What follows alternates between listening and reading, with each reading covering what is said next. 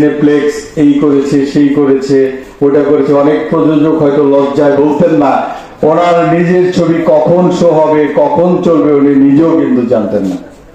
যেমন আমি নিজেই একজন প্রযোজককে জিজ্ঞেস করছিলাম, ভাই আপনার ছবি দেখতে যাব, আপনার শো কখন? উনি আমাকে বলে, ভাই আমি নিজেও জানি না। আসলে এটা একজন প্রযোজকের জন্য লজ্জার ব্যাপার।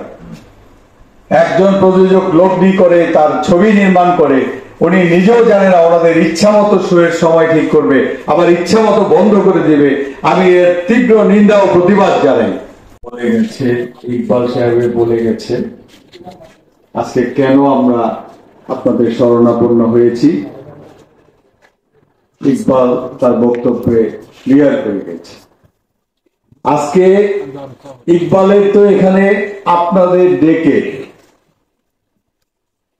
এই যে সিনেপ্লেক্সের বিরুদ্ধে প্রতিবাদ সভা করার কথা ছিল না।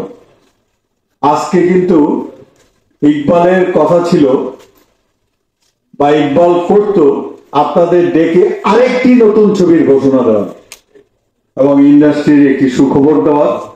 ইন্ডাস্ট্রিতে আরেকটি নতুন ছবি হচ্ছে, আরেকটি নতুন ছবি হচ্ছে। আমাদের এই ইন্ডাস্ট্রির কিছু লোক অন্তত কাজ করতে পারবে, কাজ করতে পারবে। সেটা না করে আমাদেরকে আজকে আসতে হলো প্রতিবাদ করার জন্য। একজন প্রযোজকের একটি ছবি বানাতে যে কত কষ্ট, এটা শুধুমাত্র ওই প্রযোজকই বোঝেন, ওই পরিচালকই বোঝেন। তো আপনারা সবাই শুনেছেন, আসলে সিনেপ্লেক্স যে কাজটি ইকবালের সাথে করেছে এটা খুবই দুঃখজনক, লজ্জাজনক। আমি আমার ব্যক্তিগত পক্ষ থেকে আমি এর তীব্র প্রতিবাদ ও নিন্দা জানাই। আমার আর নতুন করে বলার কিছু নাই এই ব্যাপারে। অনেক গুণী জ্ঞানী লোকজন বলেছেন, আমরা তাতেই বুঝে গেছি। অনেক শুনেছি সিনেপ্লেক্স এই করেছে সেই করেছে ওটা করেছে, অনেক প্রযোজক হয়তো লজ্জায় বলতেন না।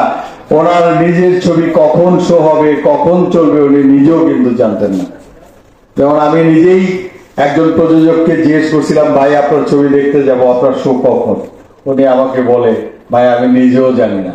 আসলে এটা একজন প্রযোজকের জন্য লজ্জার ব্যাপার। একজন প্রযোজক লগ্নি করে তার ছবি নির্মাণ করে, উনি নিজেও জানে না ওনাদের ইচ্ছা মতো শোয়ের সময় ঠিক করবে, আবার ইচ্ছা মতো বন্ধ করে দেবে।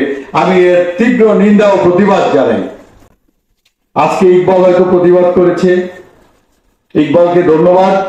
এই ঘটনা আমাদের অনেক প্রযোজকের সাথেই করেছে, কেউ হয়তো লজ্জায় বা সাহস পায়নি সিনেপ্লেক্সের বিরুদ্ধে কোনো অভিযোগ করার।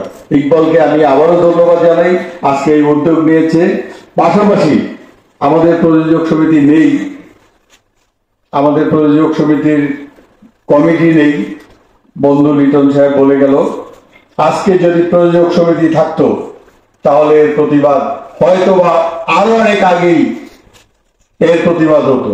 কোনো না কোনো প্রযোজক আমাদের প্রযোজক সমিতির প্ল্যাটফর্মে এসে এর প্রতিবাদ জানাতেন এবং অভিযোগ করতেন। তো যেহেতু আজকে আমাদের প্রযোজক সমিতি নেই, আমাদের বিচ্ছিন্নভাবে প্রতিবাদ করা ছাড়া কিছু করার নেই। তবে হ্যাঁ, আমাদের একটি সমন্বয় পরিষদ আছে, যেটার আহ্বায়ক হচ্ছেন খোরশেদ আলম খসরু। হায়াত ভাইও বলে গেছেন, আমি খসরুকে অনুরোধ করব যে অনতি বিলম্বে অন্য একজন প্রযোজকের সাথে এই ঘটনা ঘটার আগে আপনি ব্যবস্থা নেন। আপনি এক সপ্তাহের মধ্যে একটি মিটিং দেন এবং সিনেপ্লেক্স যে সমস্ত ঘটনা ঘটিয়েছে ইকবালের সাথে, এই যদি আমরা প্রতিবাদ না করি, আমাদেরকে আবার আরেকটি সংবাদ সম্মেলন করার জন্য প্রস্তুতি নিতে হবে।